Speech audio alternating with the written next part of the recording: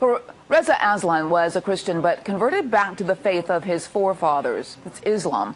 He has now written a book about Jesus. The book has become controversial as it calls into question some of the core tenets of Christianity. The book is called Zealot, The Life and Times of Jesus of Nazareth. And Reza joins me now from Los Angeles. Welcome. Thank you for having me. Well, this is an interesting book. Now, I want to clarify, you're a Muslim, so why did you write a book about the founder of Christianity? Well, to be clear, I am a scholar of religions with 4 degrees, including one in the New Testament and fluency in Biblical Greek, who has been studying the origins of Christianity for 2 decades, who also just happens to be a Muslim. So it's not that I'm just some Muslim writing about Jesus. I am an expert with a PhD in the history of religions. But I have been obsessed with Jesus. It still begs the question, why would you be interested in the founder of Christianity? Because it's my job as an academic. I am a professor of religion, including the New Testament. That's what I do for a living, actually. So, I mean, it would be like asking a Christian why they would write a book about, Islam. I mean, I'm not sure about that. But honestly, I've been obsessed with Jesus for really 20 years. I've been studying his life and his work and the origins of Christianity both in an academic environment and at a personal level for about 2 decades. And just to be clear, this is not some attack on Christianity. My mother is a Christian. My wife is a Christian. My brother-in-law is an evangelical pastor. Anyone who thinks that this book is an attack on Christianity has not read it yet. But I want to read you some quotes from some people who are criticizing you. One from John Dickerson, who has written an op-ed piece on FoxNews.com, and he says, it's not a historian's report on Jesus. Is it an educated Muslim's opinion about Jesus? He says its conclusions are long-held Islamic claims, namely that Jesus was a zealous prophet type who didn't claim to be God. Well, that's actually not what Islam claims about Jesus. My book about Jesus overturns pretty much everything that Islam also thinks about Jesus as well. And to be clear, I just want to emphasize this one more time. I am a historian. I am a PhD in the history of religions. This isn't a Muslim opinion. This is an academic work of history, not about the Christ or about Christianity for that matter. It's about a historical man who walked the earth 2,000 years ago in a land that the Romans called Palestine. How are your findings different from what Islam actually believes about Jesus? Well, Islam doesn't believe that Jesus was crucified, first of all. Islam believes in the virgin birth. I mean, Jesus was most definitely crucified, and my book does question the historicity of the virgin birth.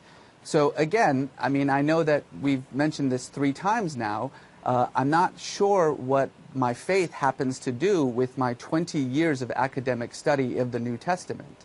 I'm just trying to bring out what some others are claiming at this point, and I want you to answer to those claims, which is... Well, it's pretty clear that there are those who actually do not like the book, who are, unhappy with its general arguments. That's perfectly fine. I'm more than willing to talk about the arguments of the book itself, but I do think it's perhaps a little bit strange that rather than debating the arguments of the book, we are debating the right of the scholar to actually write it. Well, let me give you some other quotes from Dr. William Lane Craig, who is a Christian philosopher and theologian. He's written a lot of books and done a lot of debates about science and religion.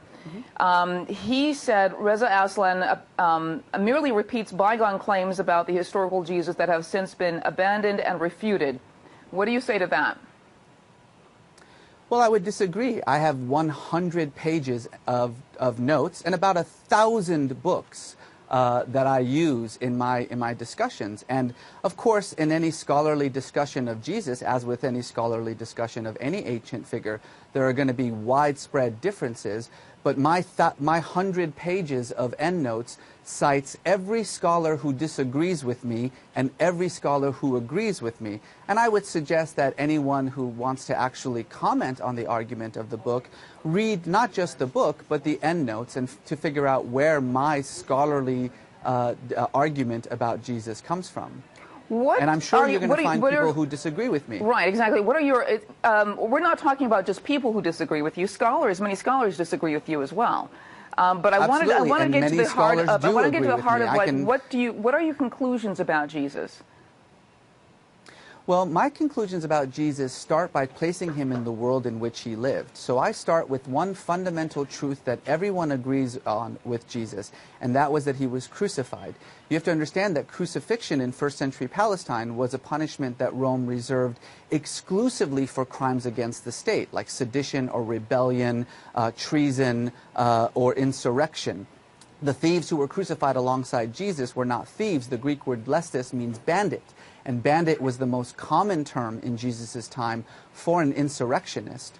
What I say is that if you know nothing else about Jesus except that he was crucified, you know enough to understand what a troublemaker this guy must have been. The movement that he started was such a threat to the political stability of the empire that they actually had him arrested, tortured, and killed for it. So I start with that fundamental fact, and then I take the claims of the Gospels, as every single biblical scholar for 200 years has done, and look at them in light of the history of this world that we know. And what's interesting about Jesus' world is that we know a lot about it, thanks to the Romans, who were very good at documentation. And the picture that arises from this is of a real political revolutionary who took on the religious and political powers of his time on behalf of the poor and the meek, the dispossessed, the marginalized, who sacrificed himself in his cause for those who couldn't stand up for himself, and whose death ultimately launched the greatest religion in the world. Yeah, I want you to ask, actually there's another chat coming, and I want to get this on before we end this interview. Taylor Kane just says, so your book is written with clear bias, and you're trying to say it's academic. That's like having a Democrat write a book about why Reagan wasn't a good Republican. It just doesn't work. Well, what do you say to that? It would be like a Democrat with a PhD in Reagan who has been studying his life and history for 2 decades writing a book about Reagan. But then why would a Democrat want to promote democracy by writing about a Republican? I see that the point is that... Ma'am, may I just finish my sentence for a moment, please? I think that the fundamental problem here is that you're assuming that I have some sort of faith-based bias in this work that I write. I write about Judaism, I write about Hinduism, I write about Christianity, I write about Islam. My job as a scholar of religions with a PhD in the subject is to write about religions. And one of the religions that I have written about is the religion that was launched by Jesus. You're not just writing about a religion from a point of view of an observer.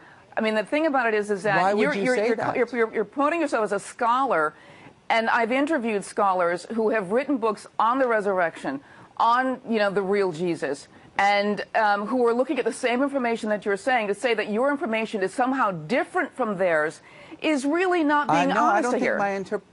Ma'am, my information is not different from theirs at all.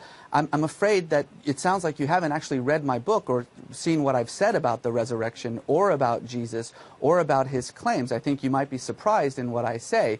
And there have been thousands of scholars who have written about this very same topic, many who disagree with me, many who agree with me. That's the thing about scholarship, is that it's a debate over ancient history, and I am one of those people making that debate. I think it's unfair to just simply assume, because of my particular faith background, that there is some agenda on this book. That would be like saying that a Christian who writes about Muhammad is by definition, not able to do so because he has some bias against it. And frankly, every book that's almost every book that's out there is by... I believe that you've been on several programs and never disclosed that you were a Muslim, and I think that's an interesting full disclosure. The second page of my book says I'm a Muslim.